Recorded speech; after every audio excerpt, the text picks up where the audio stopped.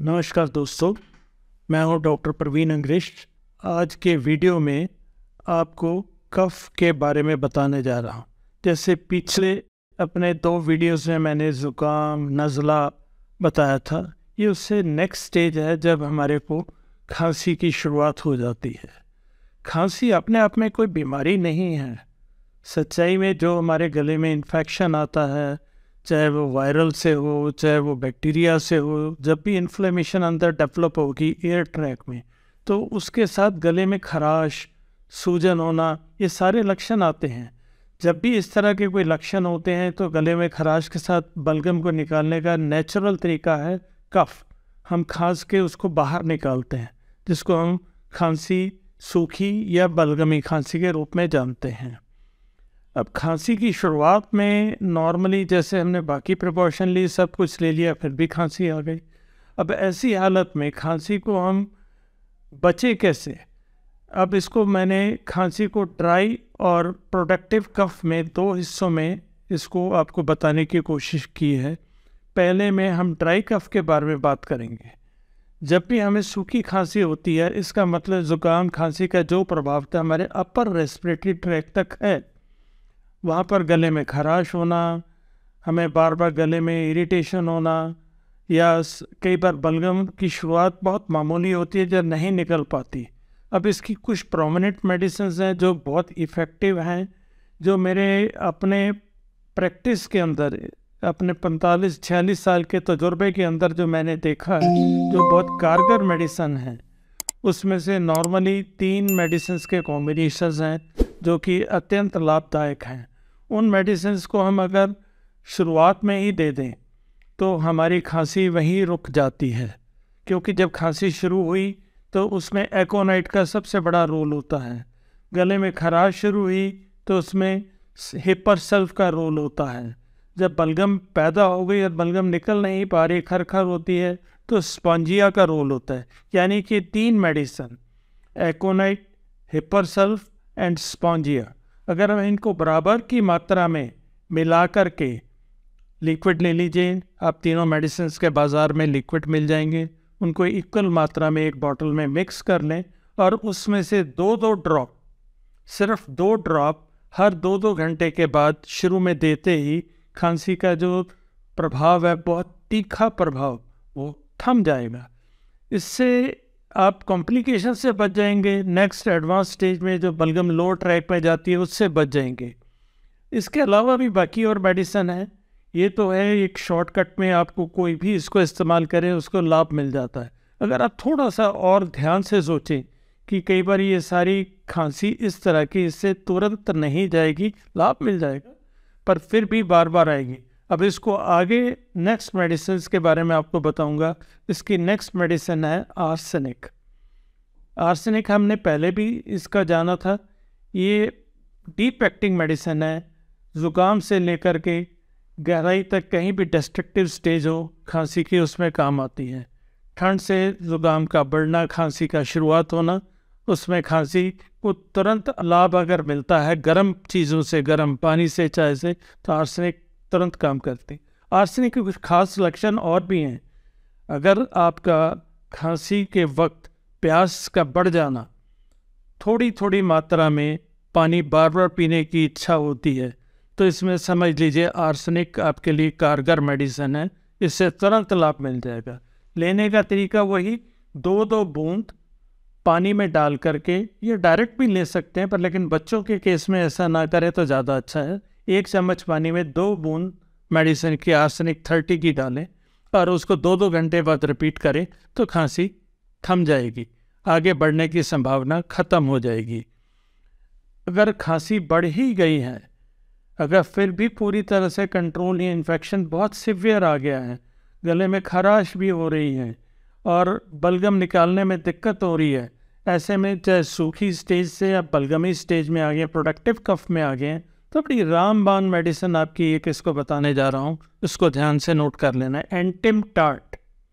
एंटिम-टार्ट 30 medicine एक ऐसी दवा है, किसी तरह के भी बलगम जो हम निकाल नहीं पा रहे हैं, लगातार हमारे गले में खराश पैदा कर रही है, खाऊं खाऊं खाऊं बार बार करना पड़ता है, और बड़ी मुश्किल से थोड़ी सी मात्रा में बलगम निकलती है, सांस फूल जाता है, तो उसके लिए एंटिमटाट बहुत ही लाभदायक मेडिसिन है। अभी आपको एंटिमटाट के बारे में एक सिम्टम बताया था कि इसमें खांसी लगातार आती है, यानी कि उसमें मरीज़ को आराम नहीं मिलता, रुक रुक के खांसना, लगातार खांसना। इसी तरह के लक्षण एक और दवा में मिलते हैं जिसको इसी से थोड़ा सा अलग किया जा सकता है, दैट इज़ ड्रोसरा। ड्रोसरा में लगातार खांसी नहीं आती, उसमें कभी आई लगातार, कहीं ठसका आया स्पेज़म की तरह और फिर रुक गया। ड्रोसरा भी उतनी ही लाभदायक है जैसे एंटिमटाट, उसमें भी सूखी खांसी होती है। ये सारी की सारी मेडिसिन जो भी बताई हैं, ये अपर रेस्पिरेटरी ट्रैक पे बहुत ही लाभदायक मेडिसिन है। ये उस स्टेज पे है जबकि हमारी शुरुआत में इन्फेक्शन शुरू हुआ और अभी बलगम बन रही है और निकालने में दिक्कत हो रही है। ये इतनी मात्रा ही नहीं कि हम निकाल पाएँ, और सांस लेने में उससे हमें दिक्कत हो रही है।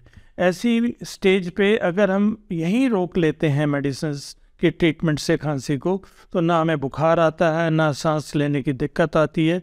यानी कि नेक्स्ट स्टेज जो हमारी इसकी है, ब्रोंकाइटिस की, अस्थमा की, या लोअर ट्रैक इन्फेक्शन, निमोनिया की, उससे बचा जा सकता है। यहाँ तक कि मेडिसिन एक और है इसमें, हिप्परसल्फ। हिप्परसल्फ को भी हम इसी तरह इस्तेमाल कर सकते हैं। उसमें भी खांसी सूखी होगी, गले में खराश होगी, मगर हिप्परसल्फ में सेंसिटिविटी ऑफ थ्रोट, गले में बार बार खराश की वजह से इन्फेक्शन क्रिएट हो जाता है। इसमें बुखार आने के लक्षण भी होते हैं, पेन गले में बहुत होना खांसते वक्त, खास तौर पे क्लेविकल रीजन में पेन होना, शोल्डर के पास राइट साइड पे पेन का आना, ये खांसी हिप्परसल्फ के अंदर बड़े मार्क्ड सिम्टम है। इसी तरह र्यूमेक्स मेडिसिन है, वो भी ड्राई कफ में काम आती है। र्यूमेक्स को अगर हम देखें तो उसमें भी गले में खराश है, ज़रा सी ठंड लगने से ही खांसी शुरू हो जाती है। र्यूमेक्स लेते ही वो खांसी का प्रभाव बच जाता है। र्यूमेक्स के एक खास लक्षण और हैं, जैसे मैंने बताया ये ठंड से, ठंडी हवा से होती है, मगर जैसे ही हम अपने बॉडी को कपड़ों से कवर करें, मुंह को ढक लें, यानी कि चादर से कवर कर लिया, लेट गए, तो खांसी का इफ़ेक्ट जो बाउट है इमीडिएट रुक जाता है। हवा का झोंका ज़रा सा लगते ही खांसी बढ़ती है, और खांसी ठंड से जैसे बचाव किया तो खांसी रुक जाती। ये है र्यूमेक्स के खास लक्षण। एक और मेडिसिन इसी में आती है, पल्साटिला।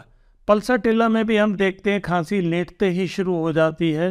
पेशेंट जैसे ही तकिए पे सर रखता है उसको खांसी आनी शुरू हो जाती है, उसको उठ के बैठना पड़ता है। इन सब खांसी के जो लक्षण हैं ये ड्राई कफ के हैं। आगे जो मेडिसिन इसके बारे में बताने जा रहा हूँ वो है अरेलिया रेसिमोसा। इसको मदर टिंचर में भी इस्तेमाल किया जा सकता है। मदर टिंचर में अगर लेना हो तो इसकी 5 बूंद पानी में डाल के लेना। अदरवाइज अरेलिया 30 का इस्तेमाल भी किया जा सकता है।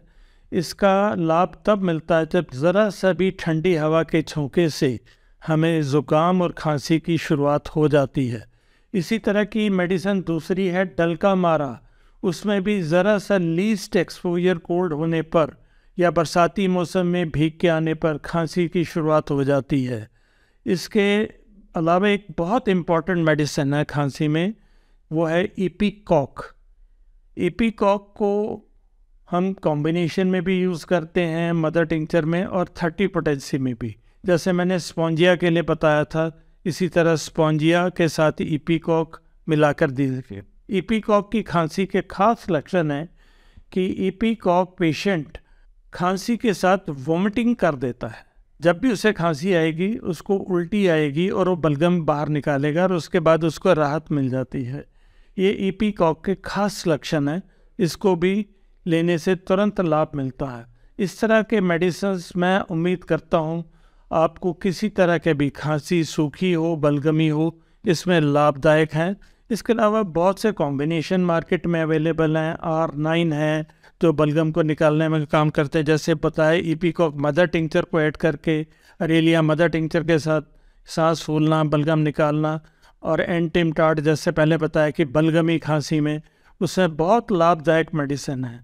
इनका इस्तेमाल उम्मीद करता हूँ आपको हर तरह के खांसी सूखी या बलगमी दोनों में मिलेगा। उम्मीद करता हूँ मेरे आज के इस वीडियो से आपको बहुत लाभ होगा।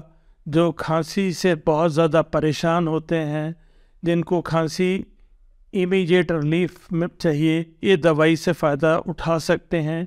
अगर आपको इससे लाभ मिलता है तो इसको औरों को भी, अपने दोस्तों को, परिवार के और लोगों को शेयर करिएगा। हमसे जुड़े रहने के लिए और इस तरह की जानकारी लेने के लिए, हमारे और वीडियोस के बारे में जानने के लिए हमारे केपीओ होम्यो चैनल को सब्सक्राइब करें और उसके बेल आइकॉन को आप दबाएं ताकि हम आपके साथ जुड़े रहें, नई से नई और जानकारी आपको दे सकें। धन्यवाद।